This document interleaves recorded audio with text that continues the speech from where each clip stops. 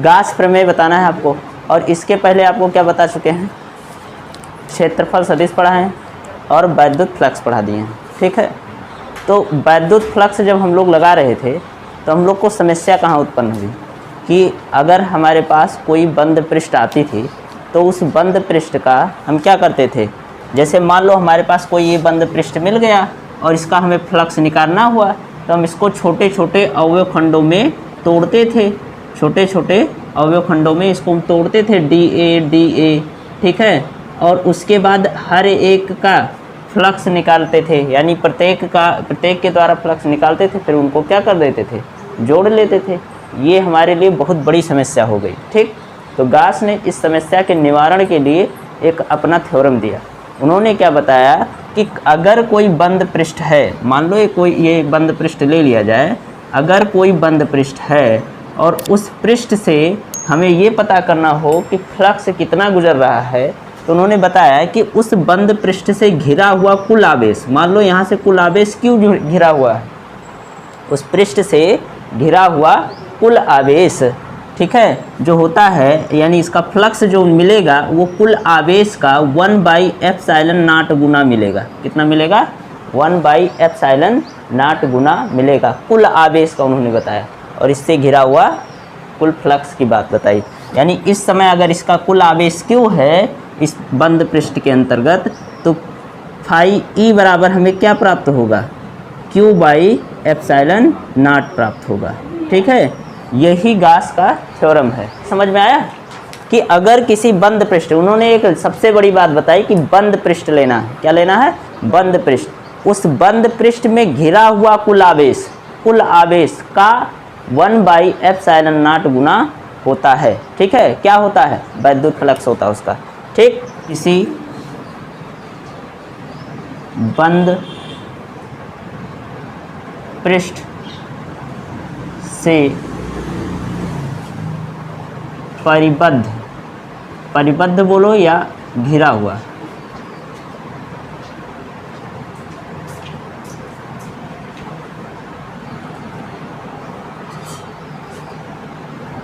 कुल आवेश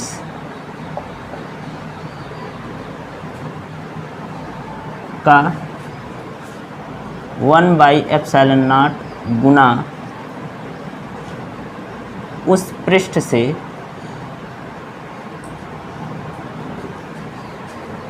गुजरने वाली फ्लक्स होती है।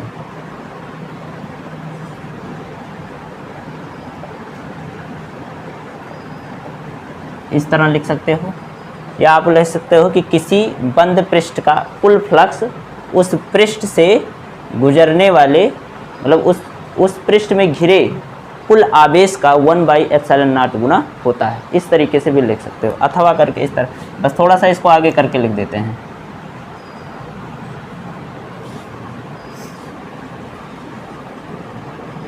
किसी बंद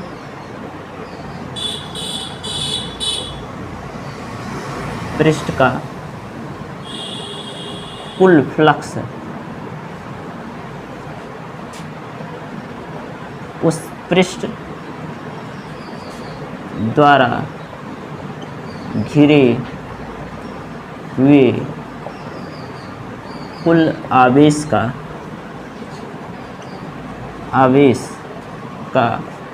1/ε0 गुना होता है।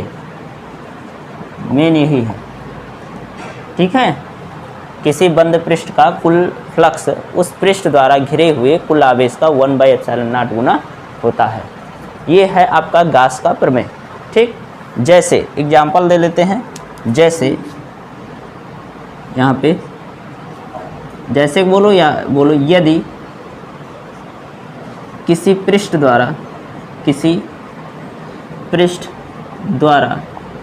घिरा, कौन सा पृष्ठ है?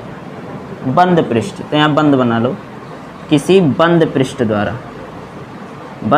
द्वारा घिरा कुल आवेश Q है, तो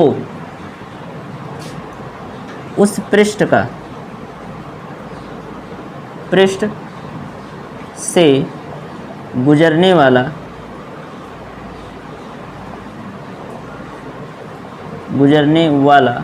कुल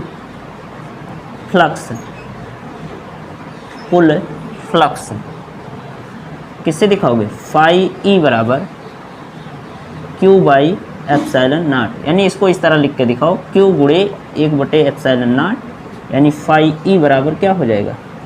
क्यू बाई एप्सिलॉन नॉट, ये निकल के आ जाएगा क्यू बाई एप्सिलॉन नॉट। ये आपका आ गया गाउस प्रमेय। ठीक है, अब देखते हैं गाउस प्रमेय का प्रूफ। उपपत्ति, हिंदी में उपपत्ति बोलते हैं और इंग्लिश में क्या बोलते हैं? प्रूफ।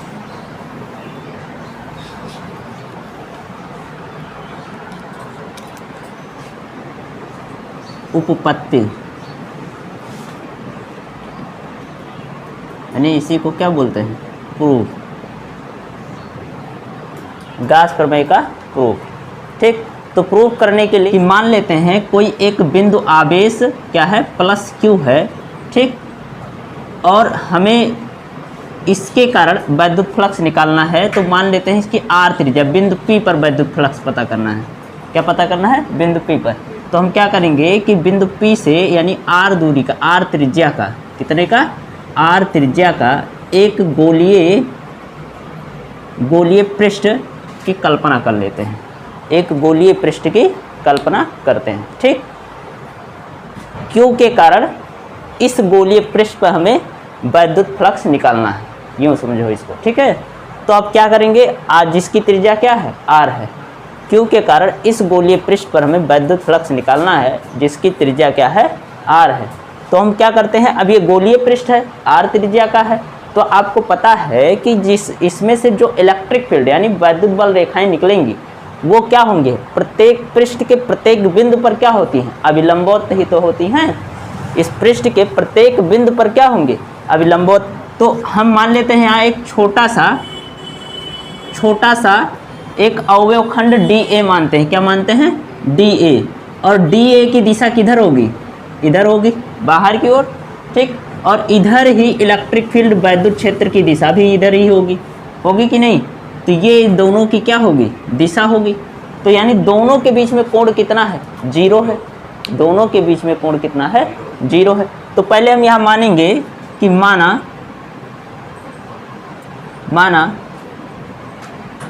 एक गोलीय पृष्ठ जिसकी त्रिज्या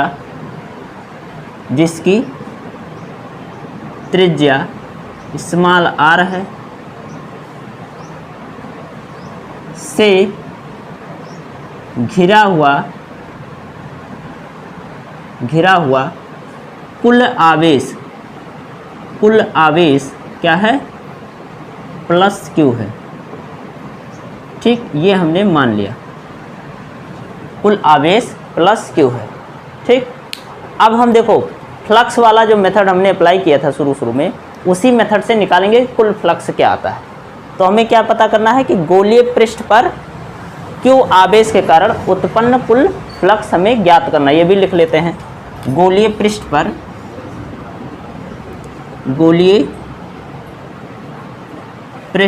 पर प्लस क्यू, यहाँ प्लस लगा दो, प्लस क्यू आवेश के कारण कुल फ्लक्स ज्ञात करनी है।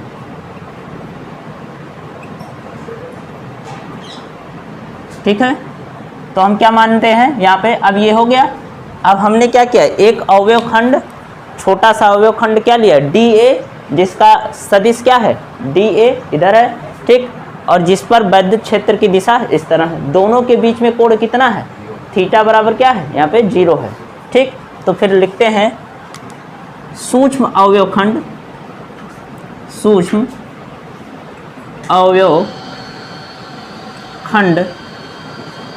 DA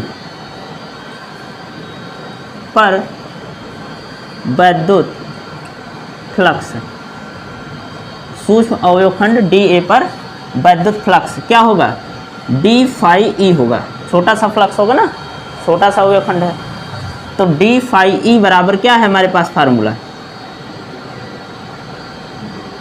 dA ई dA cos थीटा। यहाँ पे वेक्टर ना लगाओ, ई डॉट dA लगाते तो ठीक था, अब यहाँ डायरेक्ट ई dA cos थीटा लिख दिए, ठीक है।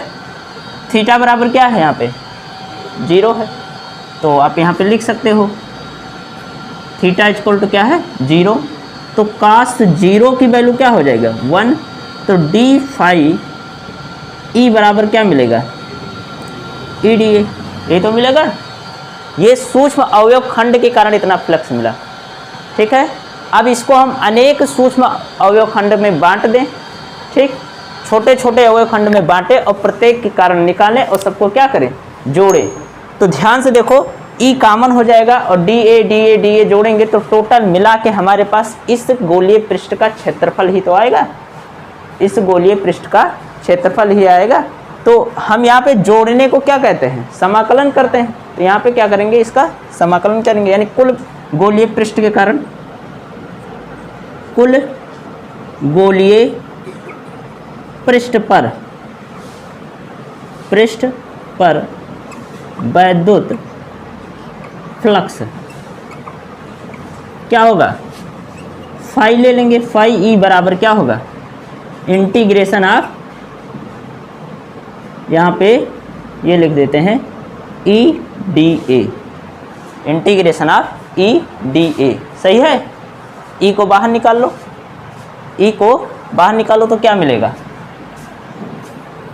ई को बाहर निकालो तो फाई ई बराबर क्या मिलेगा ई, और dA का इंटीग्रेशन करोगे क्या मिलेगा, यहाँ पे इंटीग्रेशन ऑफ dA। ई हमारा नियत है यहाँ पे सब जगह, ठीक है, कांस्टेंट रहेगा, तो इसलिए इसको बाहर निकाल रहे हैं और इंटीग्रेशन किसका कर रहे हैं dA का, और dA का इंटीग्रेशन कर रहे हैं यानी इसका समाकलन कर रहे हैं। तो टोटल हम कुल मिला के समाकलन करने पर हमें एक गोलीय पृष्ठ का ही तो पूरा आएगा।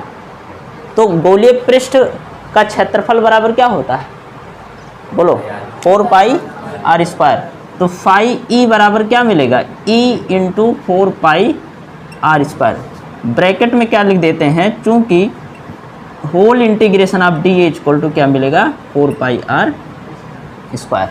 अब ध्यान से देखो, इलेक्ट्रिक फील्ड वैद्युत क्षेत्र की तीव्रता निकाल लेते हैं, वैसे पहले निकाल सकते थे लेकिन अभी निकाल लेते हैं। यहाँ पे इसको हम समीकरण फर्स्ट ले लेते हैं, ठीक, और वैद्युत क्षेत्र की तीव्रता निकालें एक बिंदु आवेश Q के कारण, ठीक, इस पृष्ठ पर यानी बिंदु P पर वैद्युत क्षेत्र की तीव्रता क्या होगी, r दूरी पर स्थित है, ठीक। तो E बराबर आप लिखोगे बिंदु आवेश Q के कारण r दूरी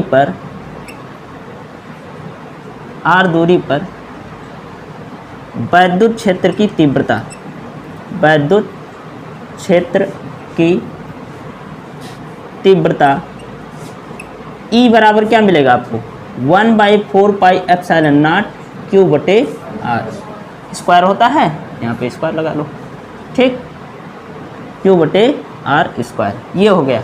अब E का वैल्यू किस में रखना है, समीकरण फर्स्ट में रख दो। E का मान समीकरण फर्स्ट में रखने पर तो क्या मिलेगा, समीकरण फर्स्ट में